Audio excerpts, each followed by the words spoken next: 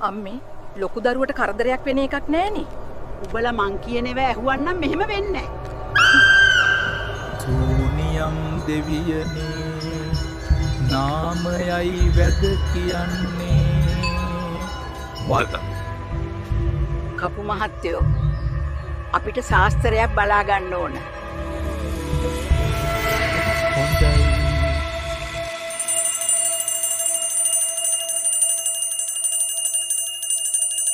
ඔම් තත්පුරුෂාය විද්මහේ මහාසේනාය දීමහේ තන්නො ෂණ්මුඛ ප්‍රචෝදයාත.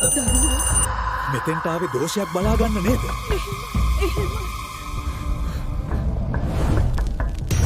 කෙල්ලට කළු කුමාරය වැහිලා. උඹලා මේවා විශ්වාස කරෙත් නෑ නේද? එහෙමයි දේවතාවුන් වහන්සේ.